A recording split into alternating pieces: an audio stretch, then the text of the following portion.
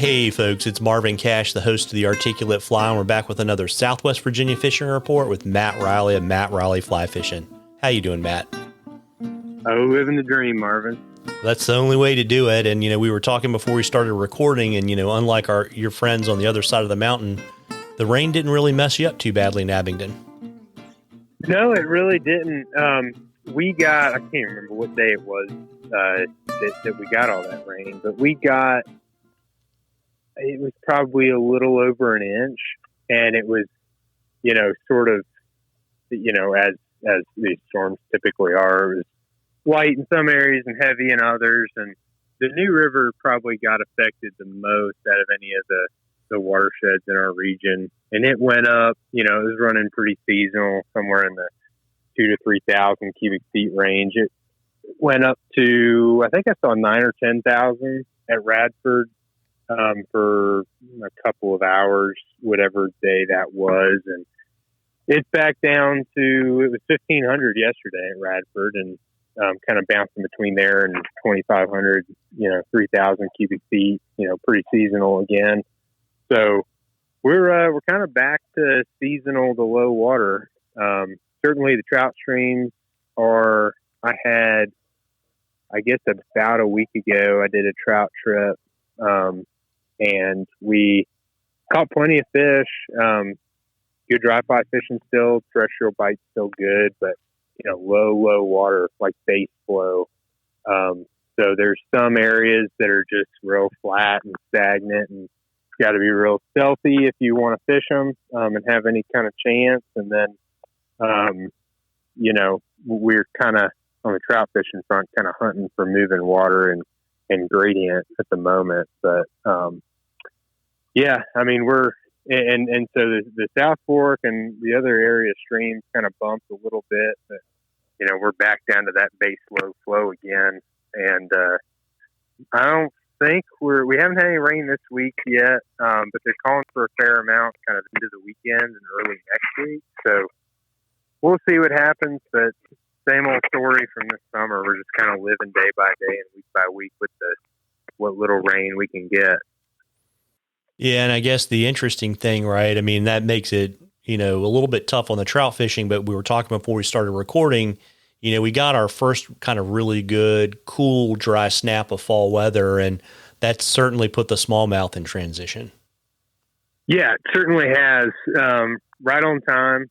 It's typically within a week or so, or the first day of fall, that we start getting these real cold overnights. And today was a little bit warmer. I think it was in the mid-50s when I left the house this morning, but we've had some days pretty close to 40 degrees, at 6 or 7 in the morning. So it really, I kind of have noticed the transition kicking off in the last couple of days. Friday, they were, ready to roll and kind of in their normal spots. And then Monday, Tuesday, they were a little bit, and of course the water's gotten pretty low too, so that scatters fish a little bit. But a lot of the fish that have been, in those summer stations we see them in every day, kind of abandon those spots, started to see them pack up a little bit. You'll see 2, 3, 4, 5, 6 bigger fish kind of roaming around together.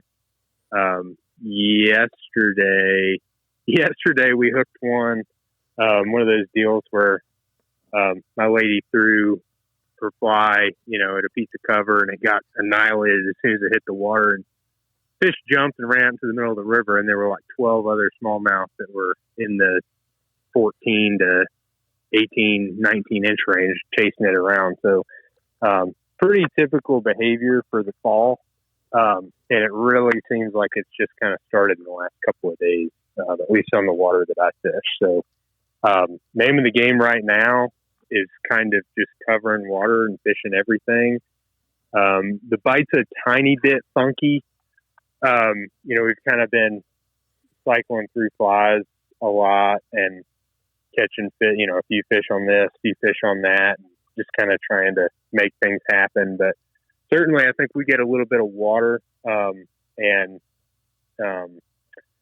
progress into the season a little bit, and things will heat back up, because they will start to feed pretty heavily on bait fish here pretty soon. We're still catching fish on top water, and we probably will for another, we'll have opportunities for the next month or so, I'm pretty sure, but unless it gets really, really cold all of a sudden. But better bites coming, but we're definitely in a little bit of a funk as the transition kind of kicks off right now. Yeah, got it. And we've got a question from Ed, and I'm going to assume, just because I think every question I can remember that Ed's ever asked is about smallmouth. He wants to know your 3 flies to fish for smallmouth this weekend. Yeah, so they're probably going to be streamers. I'll throw a bug in there, some sort of cicada imitation, because they're still out and about. And those black and greens have definitely been the most productive the last couple of weeks, as they typically are. But other than that, probably going to be some form of a crayfish and a bait fish imitation.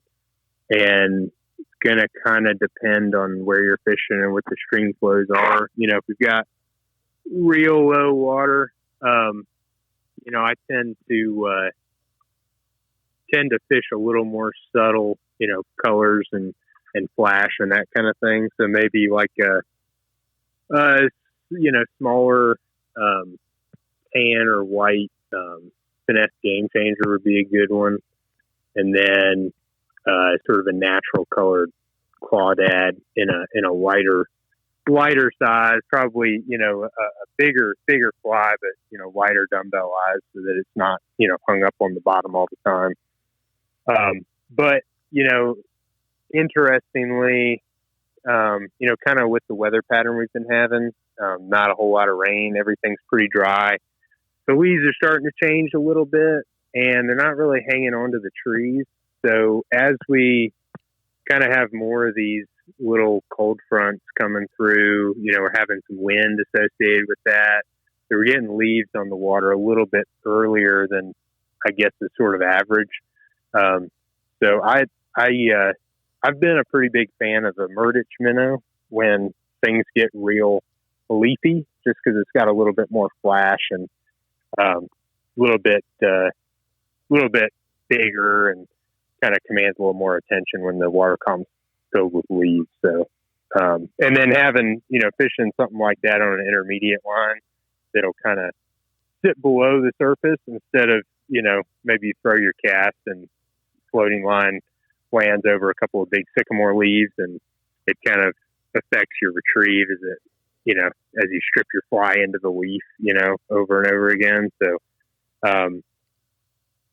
as far as streamers go, those would probably be my 3. And then, I would definitely be throwing a bug at some point too, especially sort of midday and later in the afternoon.